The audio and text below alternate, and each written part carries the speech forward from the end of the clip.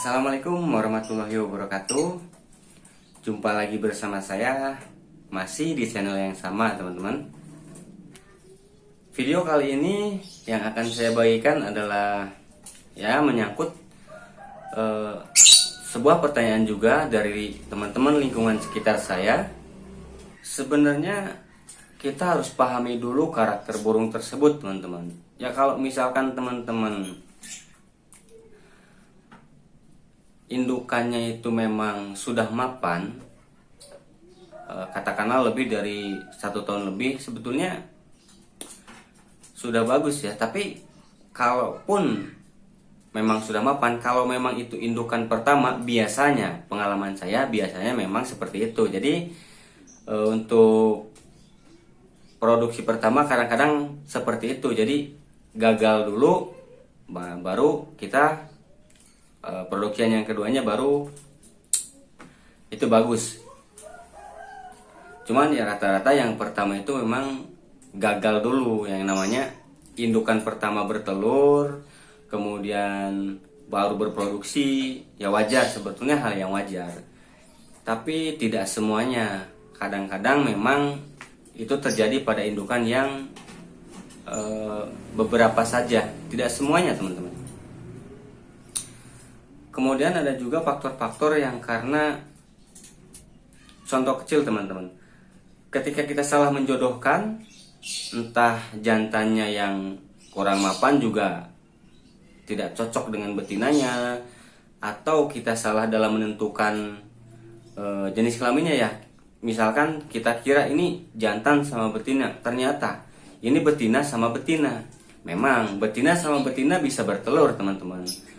Mungkin akibat dari pakan kencang yang kita kasih, semacam kangkung, jagung, atau millet campur lainnya yang kita kasih tiap hari. Memang betina kali betina pun bisa bertelur, tapi ya itu dia, telurnya itu kadang-kadang tidak terisi seperti pasangan jantan dan betina. Jadi betina sama betina memang bisa bertelur, tapi telurnya itu akan kosong, tidak berisi. Seperti itu teman-teman. Jadi pentingnya kita tahu jenis kelamin lakbet itu modal utama juga buat kita, modal nomor 1, modal utama buat kita untuk berternak lakbet teman-teman. Itu kuncinya. Adapun memang betina kali betina yang memang bertelur kemudian bisa menetaskan telurnya dengan baik, itu pun untung-untungan teman-teman. Hanya katakanlah 1001 dari setiap indukan yang seperti itu teman-teman. Jadi alangkah lebih baiknya buat teman-teman itu memperhatikan terlebih dahulu dari mulai penjodohan, cocoknya si pasangan tersebut, kemudian jenis kelaminnya juga, yaitu sangat berpengaruh teman-teman. Nah, sebelum kita lanjut ke pembahasan yang lebihnya lagi, lebih detail lagi, saya mohon kepada teman-teman untuk subscribe dulu channel ini, bantu saya untuk mengembangkan channel ini. Yang mau like silahkan di like, dan yang mau berkomentar silahkan berkomentar di kolom komentar ya teman-teman. Nah, menyangkut pertanyaan tersebut, kenapa sih indukan lakbet kita ini gagal menetaskan telurnya teman-teman? Memang ada banyak faktor, tapi kita persingkat saja. Yang penting teman-teman mudah dipahami sama teman-teman, dan gampang dipraktekannya gitu loh teman-teman. Jadi kita kupas secara detail saja, kita ambil poin pentingnya saja, dan mudah-mudahan teman-teman bisa cerna dengan baik. Dan tolong jangan di skip teman-teman, biar teman-teman paham gitu ya, nggak ada kesalahan. Nah, untuk penjelasannya, kondisi indukan yang tidak nyaman teman-teman. Kenapa tidak nyaman? Karena untuk memprediksikan hasil yang baik, semuanya itu sudah berpengaruh teman-teman. Misalkan saya contohkan, kenapa tidak nyaman? 1, kandang yang kotor itu sangat berpengaruh teman-teman. Kalau misalkan teman-teman atau siapapun ya yang berternak lambat malas membersihkan kandangnya, itu ke burungnya juga kurang nyaman teman-teman.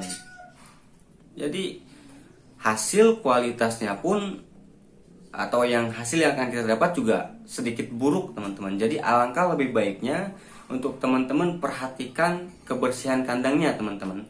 Minimal teman-teman bersihkan kandang 2 kali atau 3 kali sehari bisa teman-teman.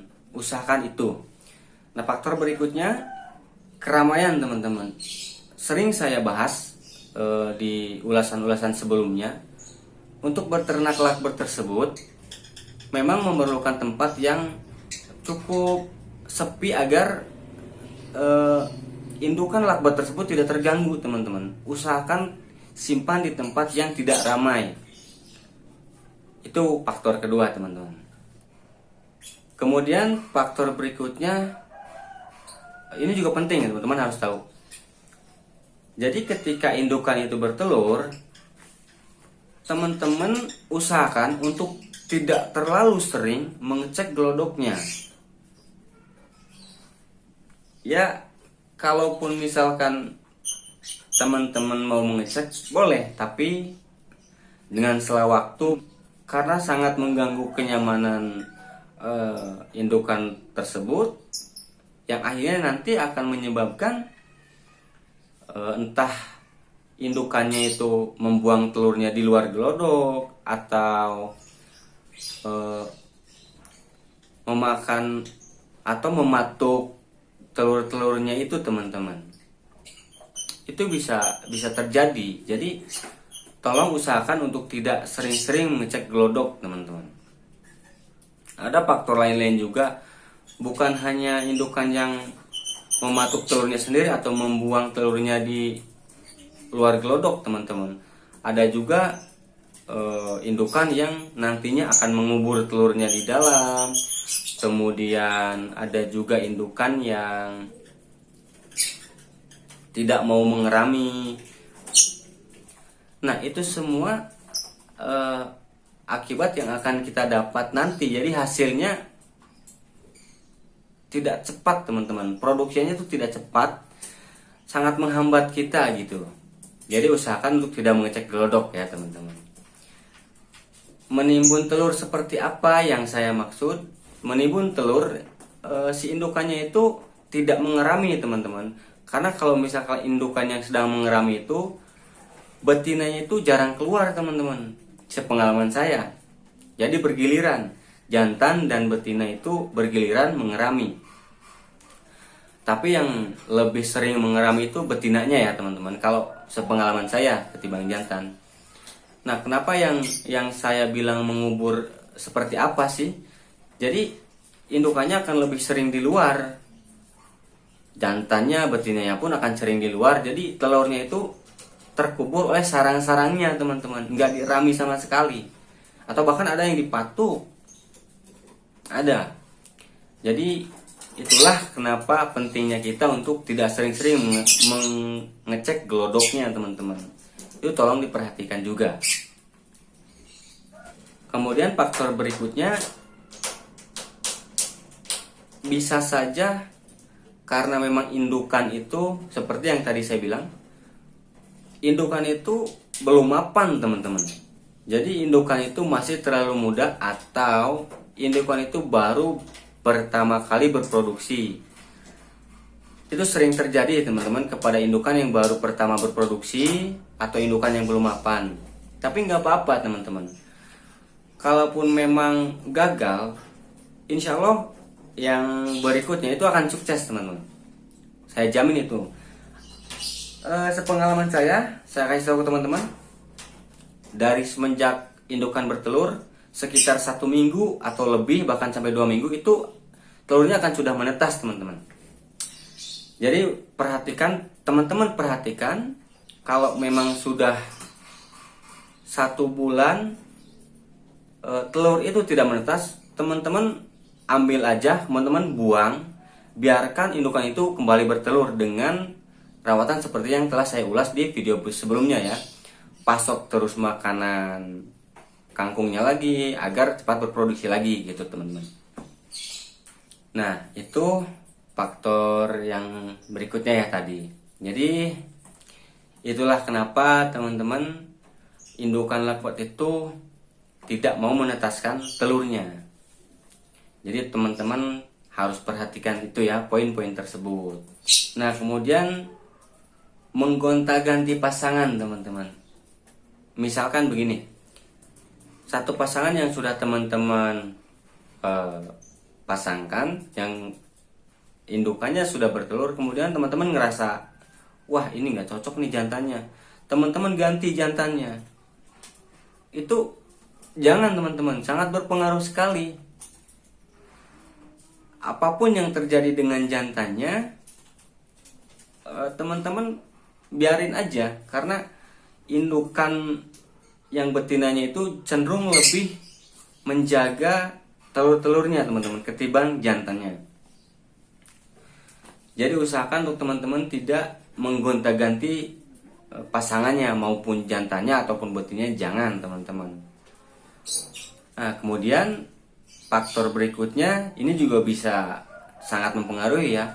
Jadi teman-teman memindahkan glodok dari glodok yang lama ke glodok yang baru. Contoh misalkan teman-teman,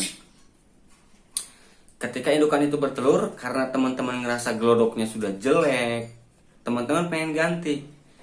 Usahakan untuk menggantinya itu tunggu sampai menetas dulu. Jadi jangan ketika bertelur teman-teman ganti, teman-teman pindahkan, jangan. Itu sangat mempengaruhi sekali. Jadi usahakan untuk tunggu dulu sampai menetas, baru teman-teman ganti glodoknya. Seperti itu teman-teman. Kemudian yang berikutnya, memindahkan tempat ternakan tersebut ke gonta-ganti tempat. Jangan teman-teman.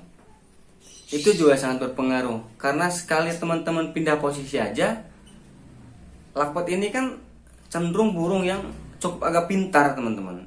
Jadi mengingat sekali. Usahakan untuk tidak memunduh-mindah atau menggusar-geser, apalagi sampai memindahkannya jauh dari tempat yang biasanya. Biarkan saja di tempat biasanya, agar tidak mengganggu kenyamanannya teman-teman. Nah, faktor berikutnya, misalkan teman-teman punya 2 indukan. Nah, karena teman-teman ngerasa lebih simpel membersihkan satu kandang, jadi teman-teman menggabungkan 2 indukan dengan 2 glodok di tempat satu ternakan yang sama. Contoh misalkan di tempat sangkar besi seperti ini, seperti di pinggir saya. Nah, teman-teman ketika indukannya bertelur, teman-teman gabungkan. Jangan teman-teman, jangan sampai seperti itu. Itu sangat mengganggu sekali.